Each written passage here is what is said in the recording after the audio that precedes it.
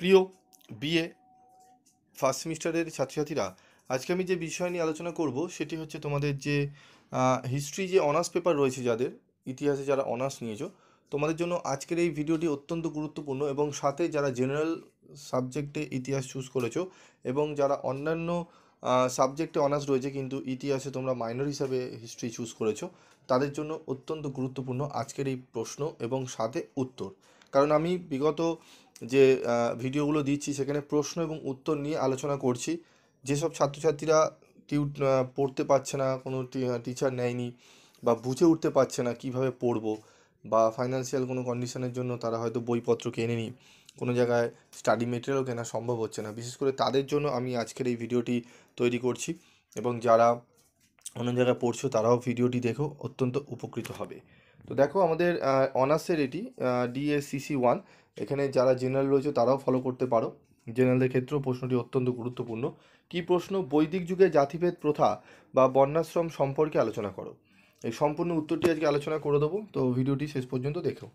ভূমিকা: খ্রিস্টপূর্ব আনুমানিক 2 সহস্র বছর পূর্বে আর্যগণ ভারতে আগমন করে ধীরে ধীরে তাহাদের বসতি বিস্তার করেছিল। তাহা পূর্বের যাযাবর বৃত্তি ত্যাগ করে ভারতের নদী বিধৌত উর্বর ভূমিতে সুন্দর প্রাকৃতিক পরিবেশ বসবাস করে এই নতুন সভ্যতা তথা বৈদিক সভ্যতা গড়ে তুলেছিল। পরবর্তীকালে নানা কারণে এই বৈদিক সভ্যতায় বর্ণভেদ বা জাতিভেদ প্রথার আগমন ঘটে।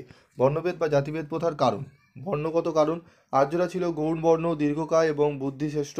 অপরদিকে অনার্যরা ছিল কৃষ্ণবর্ণ, খর্বকার এবং হীন বুদ্ধিসম্পন্ন।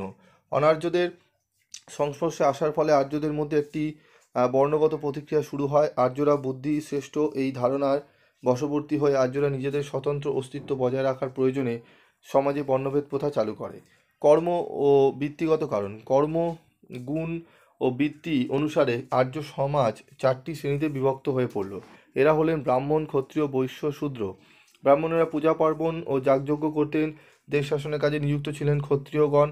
কৃষি ও পশুপালনের কাজে নিযুক্ত ছিলেন বৈশ্য এবং এই 3 শ্রেণীর সেবায় নিযুক্ত ছিলেন শূদ্ররা। এই ব্যবস্থা বংশানুক্রমিক হয়ে ওঠে। বর্ণাশ্রমের ভিত্তি: পেশাগত প্রয়োজনে আর্য সমাজ সামাজিক ভেদ আরও ব্যাপকতা লাভ করে। প্রথম পর্যায়ে আর্যরা বসতি স্থাপনের সাথে সাথে জীবনযাপনের প্রয়োজনীয় সমস্ত কাজ নিজেরাই করত, কিন্তু অনার্যদের সাথে সংঘর্ষ বৃদ্ধির ফলে একই ব্যক্তির পক্ষে দৈনন্দিন কাজ করা সম্ভব ছিল না। যেমন একজন আর্যর পক্ষে সারাদিন যুদ্ধ করে আর ব্যবসা বাণিজ্য করা বা কৃষিকাজ করা সম্ভব ছিল না। এই অবস্থায় আর্য সমাজে এলো শ্রম বিভাজন।